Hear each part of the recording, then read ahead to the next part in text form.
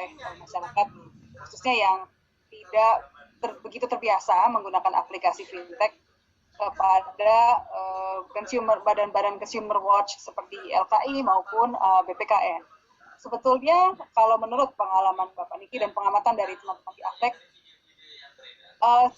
demografi atau karakteristik dari pengguna yang rentan menjadi korban, yang sangat berpotensi menjadi korban dari kasus atau pencurian data ini seperti apa ya Pak? Mungkin pertama Bu, saya ingin coba highlight dulu ada beberapa perkembangan yang sangat positif di industri fintech, ya di mana selama ini justru dalam kondisi COVID sudah ada banyak inisiatif dari industri untuk bisa mengangkat dan membantu program-program strategis yang nasional dari pemerintah, misalnya untuk penyaluran bantuan sosial. Nah ini satu hal yang sangat penting yang saya juga ingin pertama ucapkan terima kasih kepada teman-teman di industri yang sudah kerja keras untuk bisa memberikan dampak positif kepada masyarakat. Ya, dan selain itu, pertama saya juga ingin klarifikasi bahwa fintech pertama ada cukup banyak pola bisnis, cukup banyak bisnis model.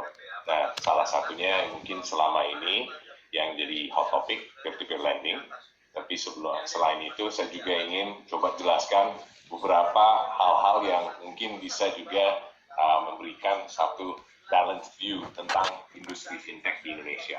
Ya, salah satunya dari sisi sistem pembayaran, mungkin itu salah satu hal yang sudah membantu memfasilitasi banyak transaksi digital agar ekonomi tetap bisa jalan.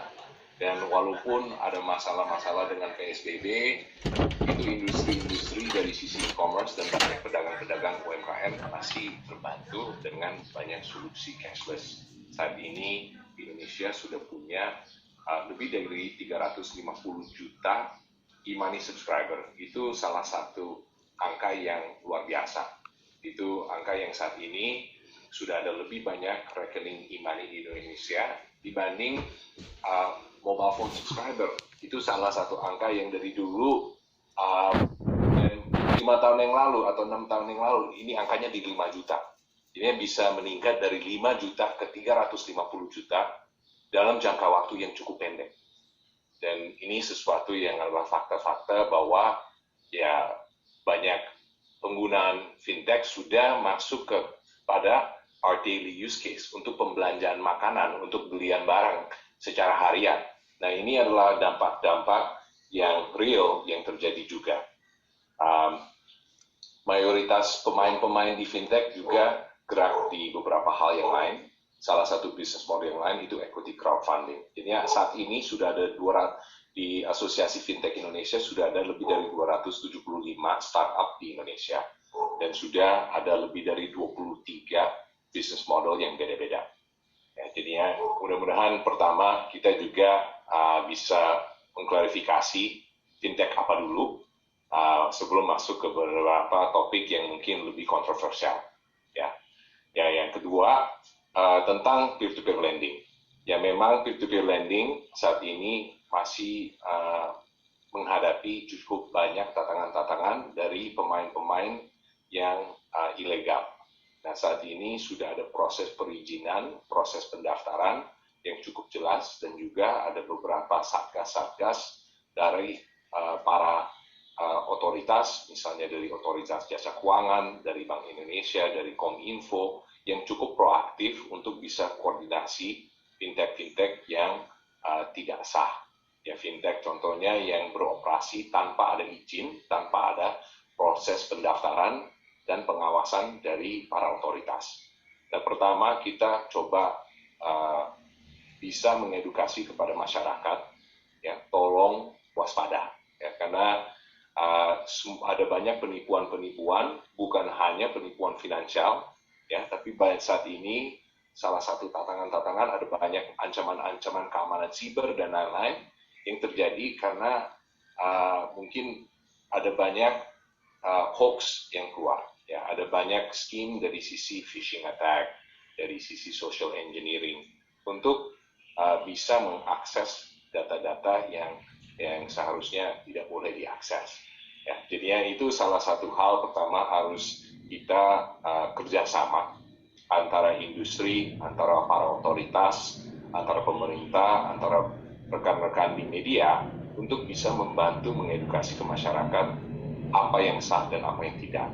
Jadi ini bukan berarti ada yang segmen khusus berdasarkan demografis, tapi pasti ini lebih kepada bagaimana kita bisa bersama-sama menyebarkan literasi dan edukasi kepada masyarakat agar mereka juga bisa mengakui solusi yang sah seperti apa. Dan salah satu contoh yang sangat simple, tolong ke websitenya www.fintech.id, dan itu sudah ada daftar semua anggota dari sisi asosiasi Fintech Indonesia, di mana salah satu persyaratan untuk bisa mendaftar dan memasuk dalam proses perizinan dengan otoritas jasa keuangan sebagai peer-to-peer lending atau fintech yang lain-lain harus mendaftar dulu di asosiasi. Ini salah satu hal yang kita juga koordinasi agar mudah-mudahan ini bisa lebih transparan. Perusahaan-perusahaan yang mana yang sudah mengikuti prosedur untuk pendaftaran dulu, dan juga kita ada klarifikasi perusahaan-perusahaan yang mana yang sudah tersertifikasi, yang sudah dapat izin secara sah.